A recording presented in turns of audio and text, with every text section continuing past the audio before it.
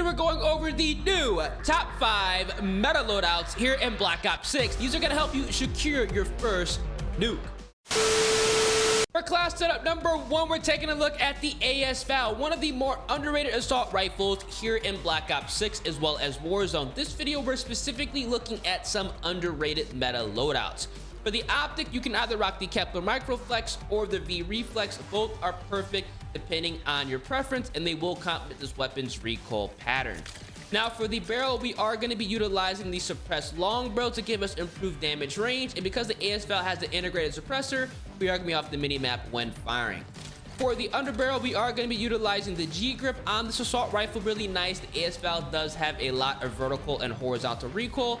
Want to go ahead and take advantage of recoil stabilization, horizontal recoil control, and hip-fire to ADS accuracy, which works out quite nice. This is an AR you can run and gun with. For the magazine, we are going to be utilizing the extended bag 2 option, giving us a healthy 40 rounds. This is going to be perfect, allowing us to outgun more than one person at the same time without destroying this weapon's handling.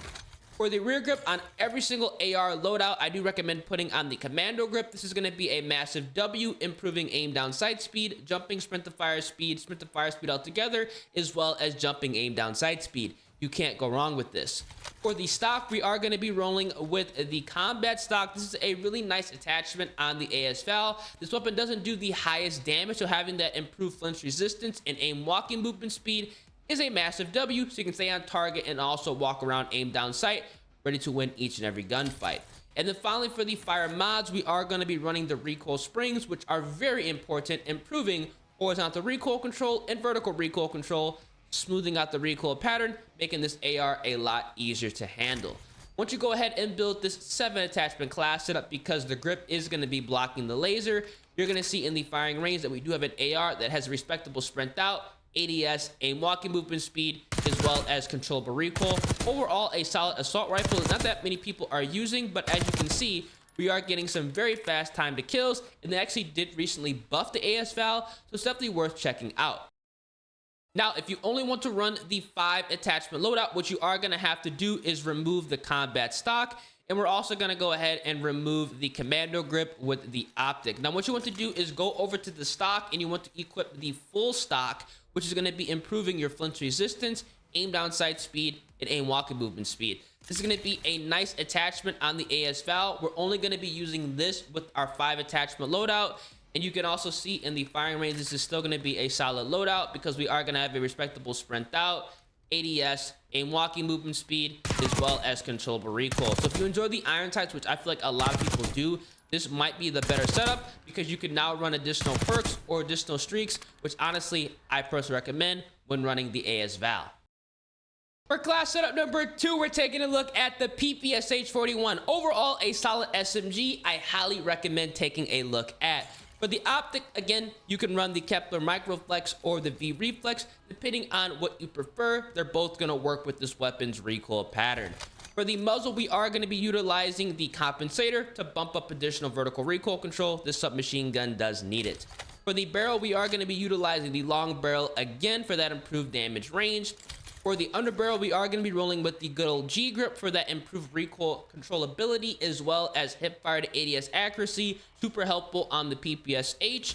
For the magazine, we are going to be using the extended mag 2 option for a very healthy 55 rounds. For the stock, I highly recommend going ahead and putting on the agility stock. This is going to be nice, giving us improved aim down sight speed and aim walking movement speed, 2 very important aspects when trying to build a submachine gun loadout. And for the fire mods, we are going to be rolling with the recoil springs to further smooth out that recoil pattern with that improved horizontal recoil control and vertical recoil control. This is going to be another nice 7 attachment loadout because we do have a submachine gun, as you can see, that does have a fast sprint out, ADS, aim walking movement speed is really fast, and controllable recoil. One of the highest recoil SMGs reduced to one of the lower recoil submachine guns, but the number of attachments that can make this weapon a lot easier to use. I highly recommend going ahead and checking out the PPSH 41.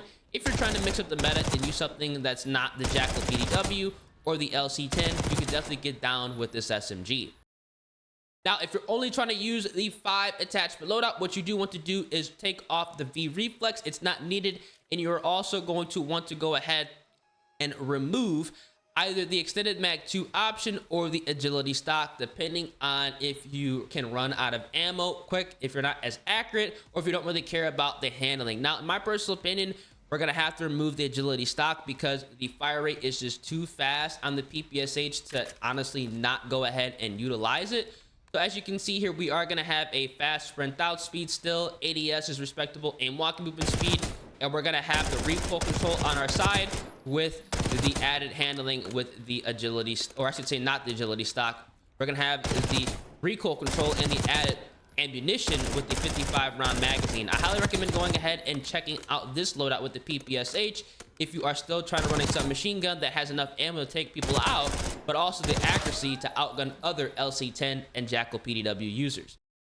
For class setup number 3, we're taking a look at the GPR-91, a very underrated assault rifle, incredibly low recoil, and the handling is actually quite nice. Definitely give this a try. For the optic, we are going to be running the Kepler Microflex. It's going to be the cleanest solution with this AR.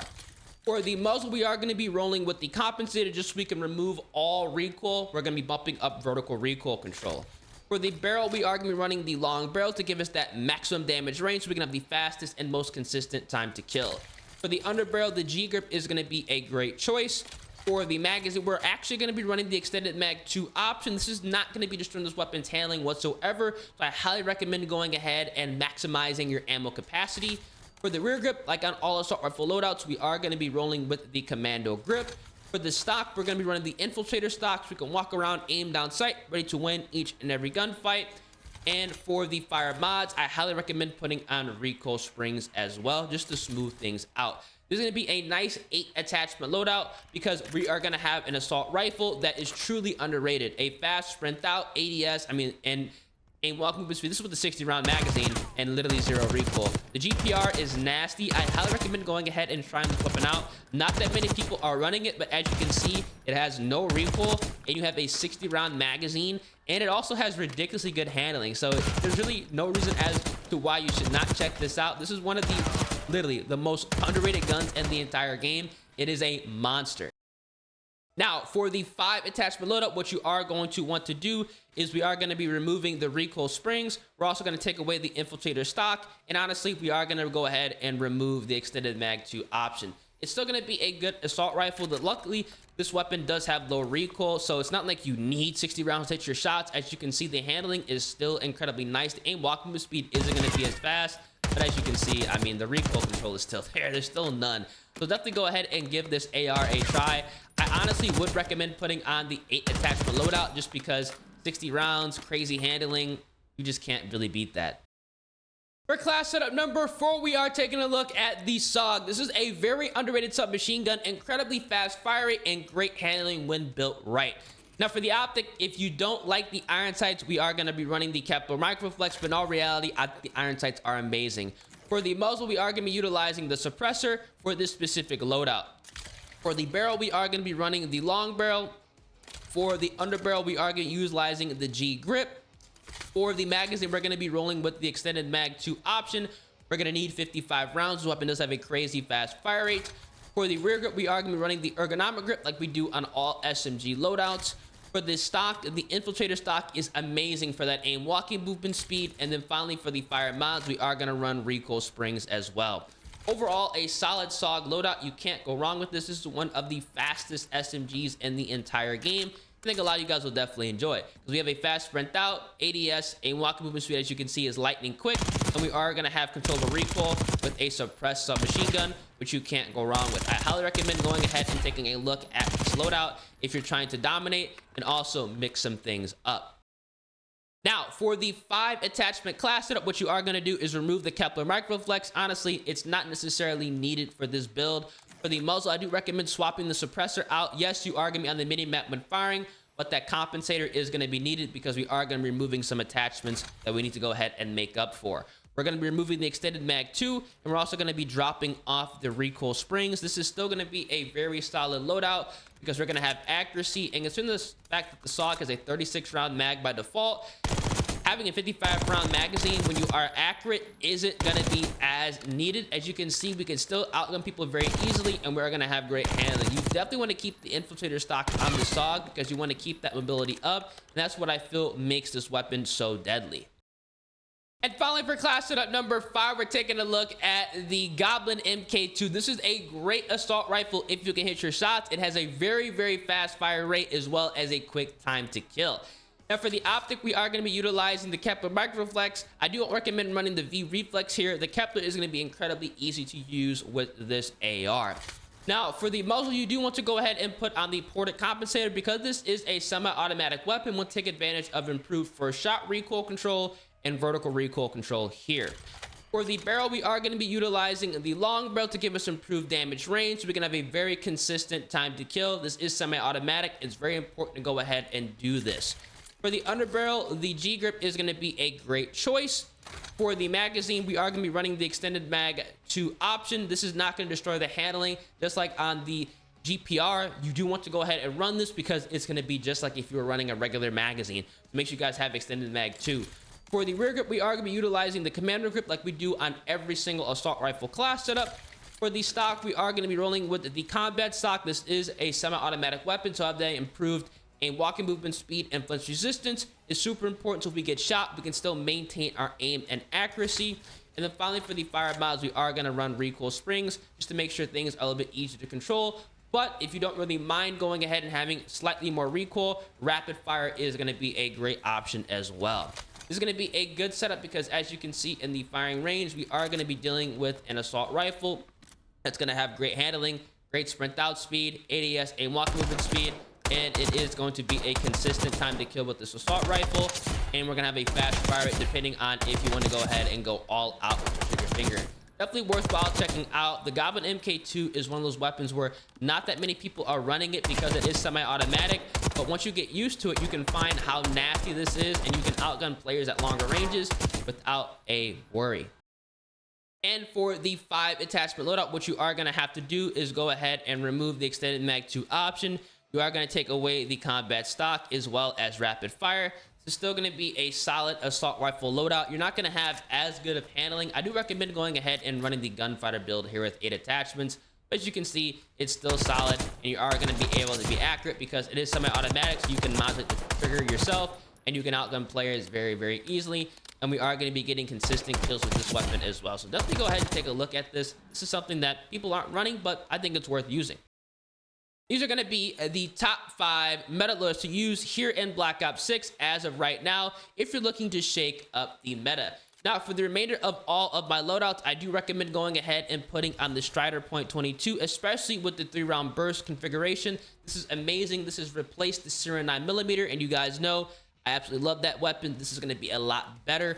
We are going to run the knife. I do recommend running the stem shot, the blast trap, the assault pack, and the flak jacket, dispatcher, bankroll perk combination. And if you are running more than 5 attachments on your loadout, gunfighter is absolutely necessary.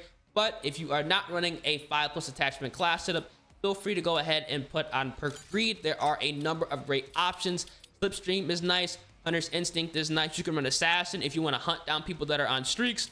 You can run scavenger so you can virtually never run out of ammo. You can put on Ghost if UAVs are being spammed, which honestly is happening quite often. Or you can run Shadows. You can run over the prox mines or blast traps very, very easily. And if you do go ahead and put on Shadow, you are going to have the access to the Strategist Combat Specialty, which is going to be giving you more score playing the objective, which means more streaks, more kills, and potentially your nuke. So definitely keep that in mind. But like I said, if you don't want to go ahead and run additional perks, you can put on High Roller, and honestly, with the introduction of the Grim Reaper, this is actually incredibly overpowered to use.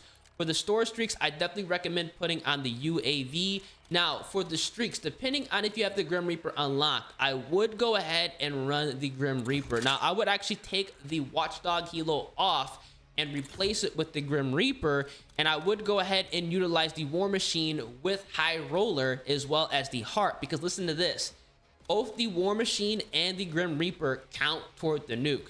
So let's say you get all your streaks to Heart and you're on a 10 streak with the bankroll as well as dispatcher combo. You call in your Grim Reaper. Let's say you get 5 kills in your Grim Reaper. You're now on a 15.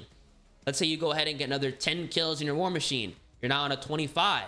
You can literally get a nuke, theoretically, in a perfect lobby with just streaks, with one set of streaks, if you go ahead and time it properly. Absolutely insane. If you do tear up with any of these loadouts, let me know down in the comment section. And as always, if you guys enjoy, drop a like on the vid, subscribe to the channel, turn those post notifications, spin your boy ears. I'm gonna catch you guys in the next one. Deuces.